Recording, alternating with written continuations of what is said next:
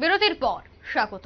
আবারও রাস্তা সংস্কারের দাবিতে পথ অবরোধে সামিল এলাকাবাসীরা। তাদের অভিযোগ, বহুদিন যাবৎ রাস্তা সংস্কার করা হচ্ছে না, এমনকি বৃষ্টি হলেই খানাখন্দে পরিণত হচ্ছে রাস্তা, বিভিন্ন গর্তে জল জমে থাকছে, সাধারণ মানুষ চলাচল করতে পারছে না।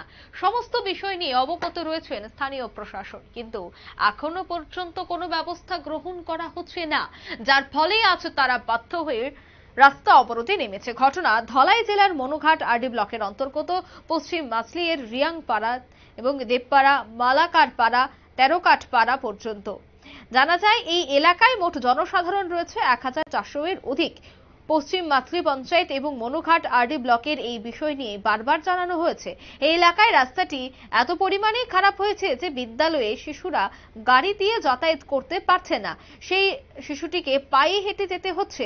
অন্যদিকে আরো গুরুতর অভিযোগ যে এলাকাতে গর্ভবতী মহিলা আছেন, তাদের হাসপাতালে নিয়ে যেতে হলে ভাড়ে করে নিয়ে যেতে হয়।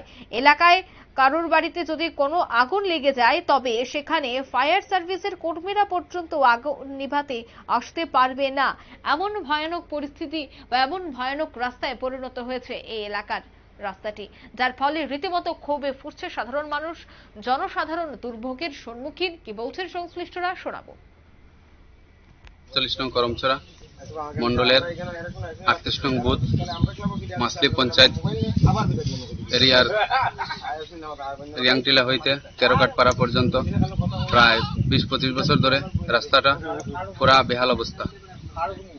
তৎসঙ্গে গত সোমবার হইতে আজ শুক্রবার পর্যন্ত রাস্তাটি এতই খারাপ হয়েছে, সেই রাস্তা দিয়ে আমাদের গ্রামের জনগণ চলাচলের কোনো ব্যবস্থা নেই। তাছাড়া আমাদের গ্রামটা হয়েছে কৃষক এলাকা, সবাই কৃষক, আর আরো ছোট ছোট স্কুল ছাত্রছাত্রী আছে, তারাও স্কুলে যাওয়া আসা করতে খুব সমস্যা। গাড়ি যায় না, কোনো বাইক যায় না, পায়ে হেঁটে যেতে হলে গাড়া দিয়ে যেতে হয়।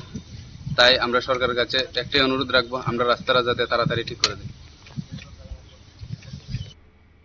আপনারা শুনলেন অবরোধকারীদের অভিযোগ, সাধারণ মানুষ প্রতিদিন এই দুর্ভোগের সম্মুখীন হচ্ছেন। সংশ্লিষ্ট প্রশাসন থেকে শুরু করে নেতারা জানেন সে বিষয়, কিন্তু এখনো পর্যন্ত কেন কোনো ধরনের পদক্ষেপ গ্রহণ করা হচ্ছে না, কেনই বা রাস্তা সংস্কারে হাত লাগানো হচ্ছে না, একাধিক প্রশ্ন কিন্তু, একাধিক অভিযোগ কিন্তু এবার তুলছেন এলাকাবাসীরা। নিয়ে নিচ্ছে ছোট্ট একটি বিজ্ঞাপন বিরতি, সঙ্গে থাকুন।